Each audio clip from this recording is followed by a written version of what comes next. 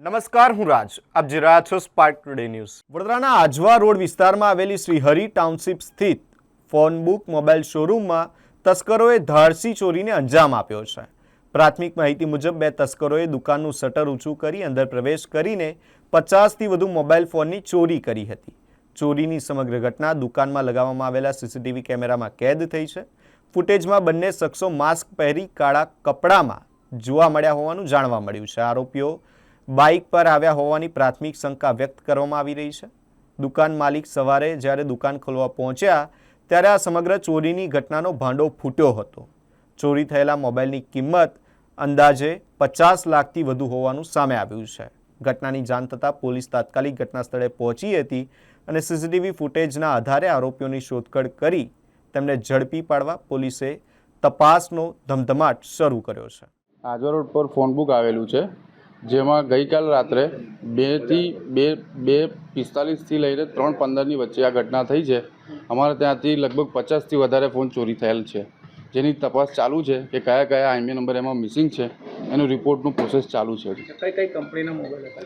એમાં એપલ છે, વિવો છે, સેમસંગ છે, ઓપ્પો છે અને બીજી અધર બ્રાન્ડોનું બી પણ ચેકિંગ ચાલી રહી છે કે બીજા કયા કયા બ્રાન્ડોનું ફોન મિસિંગ છે. આજે જેમ કે સવારે દરરોજ અમારા સેટ જે અમે પેલું વોકિંગ પર નીકળે છે તો એ શોપ ઓપન કરે છે, તો આજે પણ એ શોપ ઓપન કરવા આવ્યા ત્યારે એમને જોયું કે શટરનું તાળું તોડેલું છે અને શટર આખું બેન્ડ વાળીને અંદર કોઈ ઘૂસેલું છે ચોરી કરવા. તો એ બધાને ફોન કર્યો ને 112 પર કોલ કર્યું, તો 112 વિભાગમાંથી એક વ્યક્તિ આવીને ખાલી પૂછ્યું કે તમારે ત્યાંથી શું ચોરી થયું છે.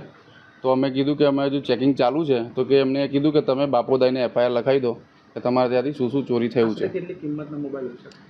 કિંમત આશરે લગભગ 25થી 30 લાખ ઉપરનું, 30 લાખ ઉપરનું છે. 50 ફોનનું. એમાં હાઈ રેન્જ વેલ્યુના બી ફોનો છે, જેમ કે iPhone 17 Pro Max ને એ બધા ફોન છે. સેમસંગમાં S સિરીઝ ઉપર છે, વિવોમાં X સિરીઝ પર છે. સીસીટીવીમાં સૌથી પહેલાં પ્રથમ તો એક વ્યક્તિ અંદર આવેલો છે જે નાની હાઇટનો બોડીનો છે, એ આવ્યો છે. એના પછી એના 5 મિનિટ પછી બીજો એક વ્યક્તિ અંદર આવ્યો છે. એ બંને વ્યક્તિઓ મળીને ઠેલા ભરીને ચોરી કરી છે, આખા દુકાનમાં એક રાઉન્ડ માર્યું છે અને પછી અહીંથી પસાર થઈ ગયા છે.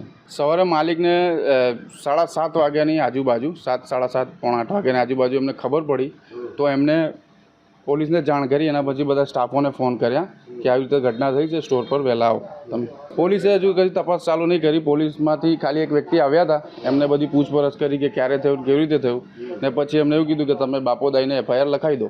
ના, હજુ સુધી સાહેબ સંતુષ્ટિ કશું છે નહીં, કેમ કે જે પ્રમાણે અમે કોલ કરીને 112 પર એમને જણાવ્યું હતું એ પ્રમાણે અમને ચકાસણી કરવી જોઈએ. તો એમને અમને સલાહ આપી કે તમે પહેલાં ચેક કરી લો, પછી તમે આવીને FIR લખાવી દો બાપોદ પોલીસ સ્ટેશનમાં. પોલીસ પેટ્રોલિંગ કરતો હતો આવો બનાવ ના બનત, 110%ની ખાતરી છે. કેમ કે આ રોડ ચાલુ હોય છે મોટા ભાગે રાત્રે પણ હવે એમાં એમની નિષ્કાળજી છે કે પેટ્રોલિંગ વખતે આ બનાવ નહીં બને. મોબાઈલ સાથે હજુ તો તપાસ ચાલુ છે કે રોકડ રકમ ગઈ છે કે નહીં ગઈ, એ તપાસ ચાલુ છે. એમાં રોકડ રકમ બી બની શકે છે, કેમ કે અમારા બંને કેશ ડ્રોવર ખુલ્લા હતા. હવે અમારો સ્ટેપ બાય સ્ટેપ અમે ટેલી કરીને બધું રિપોર્ટ એક બનાવશું કે અમારે શું મિસિંગ છે અને શું કેશ મિસિંગ છે, એ બધા રિપોર્ટ અમે FIRમાં દર્જ કરાવશું. મારું નામ મંકેશ છે, હું એનો સ્ટોર મેનેજર છું.